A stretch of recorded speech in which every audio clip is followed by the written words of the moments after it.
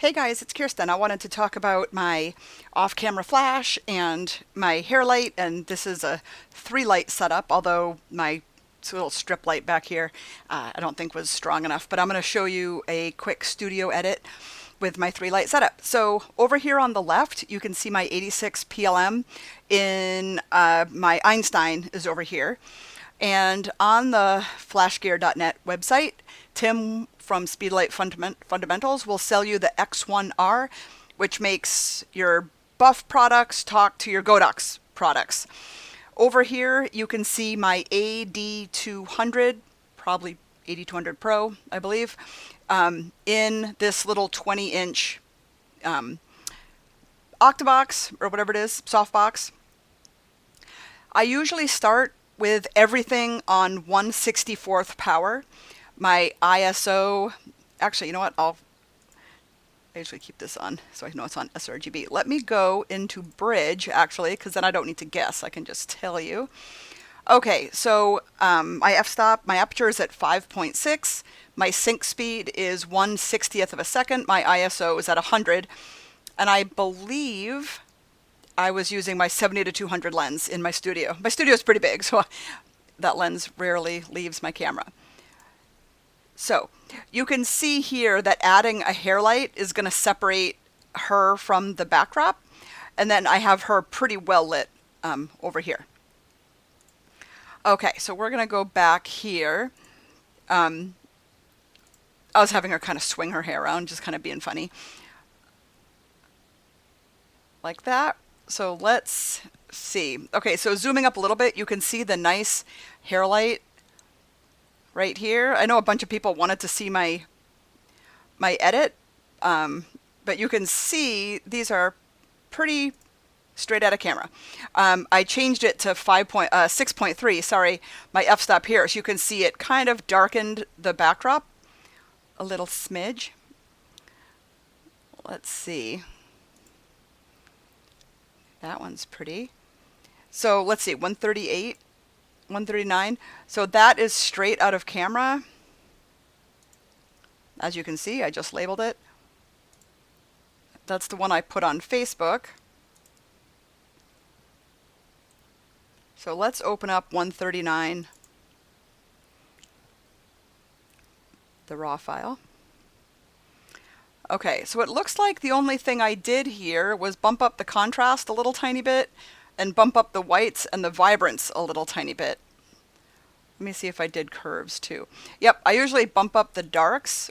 Not crazy, like about 20 usually. Just kind of evens out the light a little bit. I'm going to go ahead and... Okay, well the first thing I did is I cropped way too tight. So what I'm going to do is I usually keep my crop ratio at 15:11, 11:15, just because that's what Damien told me to do and I'm too afraid to change it. So I'm just going to pull the crop out a little bit. That looks good. Make sure the content aware button is checked up here. And I'm going to hit OK. Let's see if it doesn't do something funky with those little hairs up here.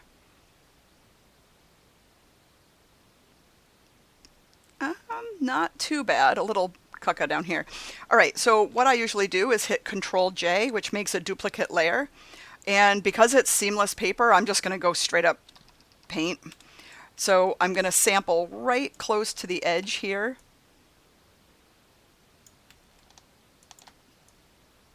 Oh my gosh, I'm like, why? It's not working. Got to put the opacity at 100% up here. Okay, that looks much better. And then I'm going to get the Band-Aid over here, the healing. The bracket keys make it big E and little. And I'm going to Band-Aid away. I'll get up closer later after.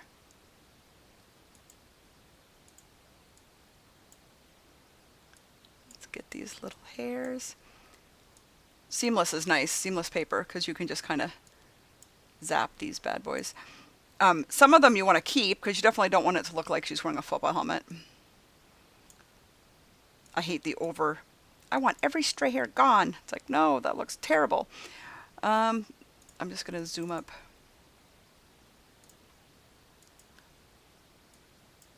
Get these little randos here. All right, that looks good to me. And then while I'm here with the Band-Aid, this is my favorite part, just because I wish it was IRL.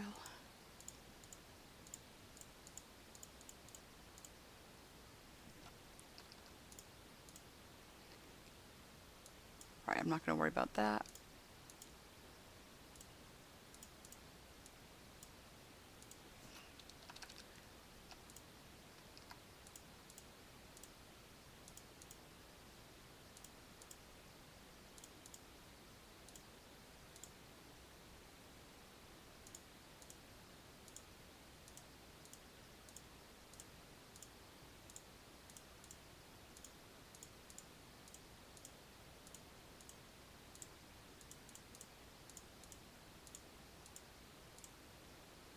Okay, I think that looks fantastic.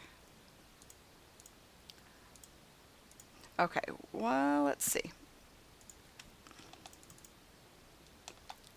Okay, so that looks amazing. And this has been like a 2-second edit, right?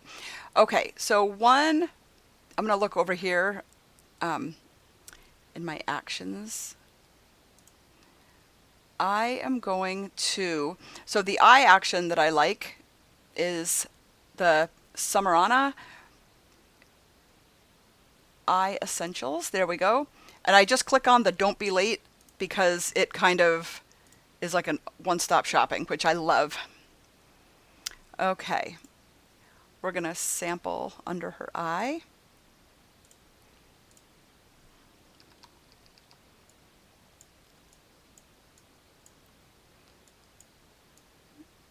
Just get those. Okie doke. Let's see, a white brush. Okay, I'm assuming y'all know how to use actions. So a black layer mask means white brush. Okay, and also don't go crazy on the whites of the eyes, please. I think it looks terrible when it looks like alien eyes. So I usually lower it to like 20. Just so there's a little pop, but not crazy. And then I'll just do a little bit. I might even lower that. Oh, there we go. That sounds good. Okay, whiten, I don't think we need to.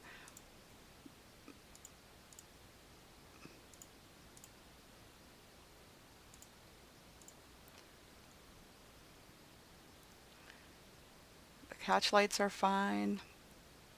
She's not wearing glasses. So let's do... Oh, that's weird.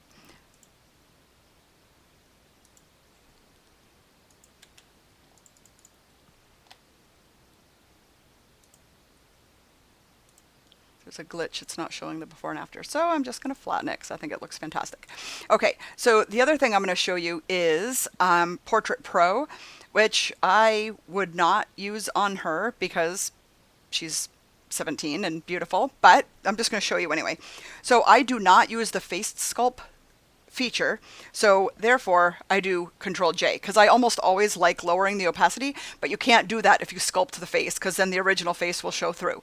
So I'm just going to go ahead and do another layer. Then I'm going to go Filter, PortraitPro. Okay, now if I was going to run this, I wouldn't have just done her eyes.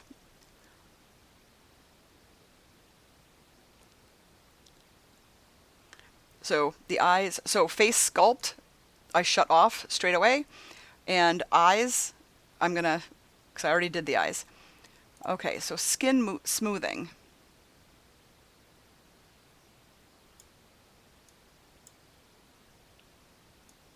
I mean, she's young, so I don't want to go crazy.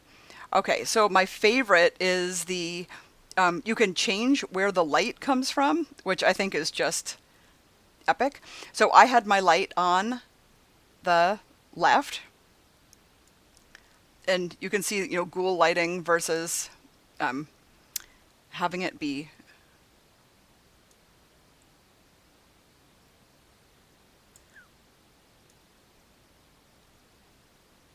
So you can change where the light was, and that's where my light was for real.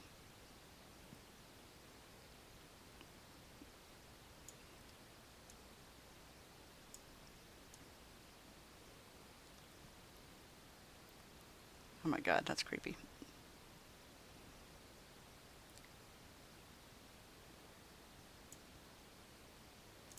And then what you can do is, yeah, I love that. Let's see, mouth and nose, I like that on. Hair, I'm going to leave off. Picture, I'm going to leave on. Then you click up here to go back to Photoshop.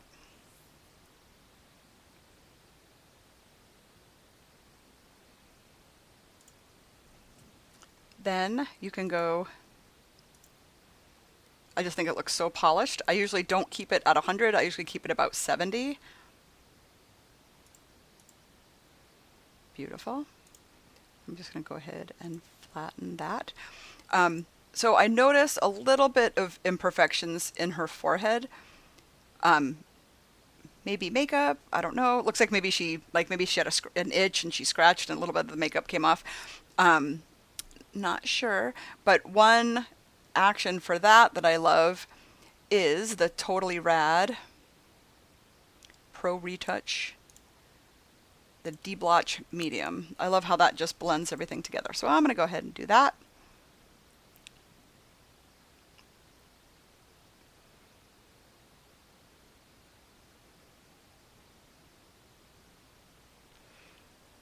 Okay, I'm going to use the bracket key to make my brush bigger. I love when I paint it on, it never really looks like it's doing anything. It's kind of like, oh, that's dumb, it's not doing anything. But then when you do the off on, it's like magic. I can't even handle it. I'm going to just do a little tiny bit on this under eye. Like I said, not too crazy. Whoops, I just changed my tool by mistake. I'm going to go back, remind me to go back to, what did I see? Her eyelid, there's a little bit of makeup right there. I will band-aid that off. I am going to also just do a couple little stripes down her arm.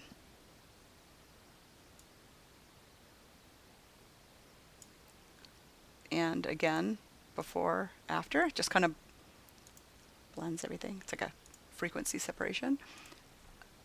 I saw something, whoops, funky with the Band-Aid when I did something earlier.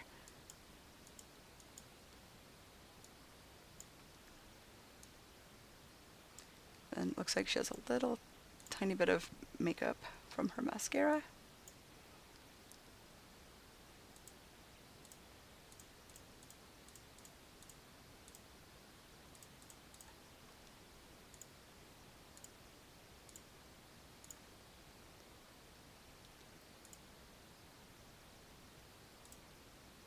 Alrighty. I'm going to take the clone. When I erased that little flake of skin, I kind of made it discolored here, so I'm just going to...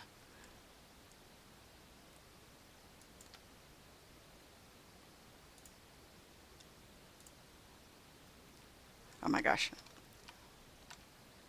I need to... Okay, I'm going to get my clone, and I'm going to change it to darken. Because I just want to darken that one piece that's too light.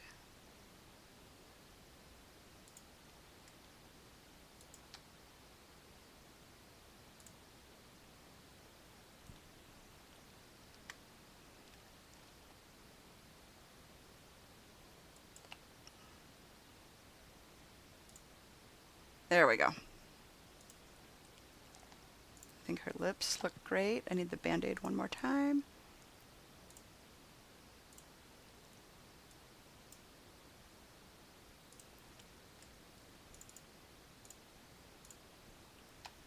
And there's her yearbook photo. So I hope you learned something.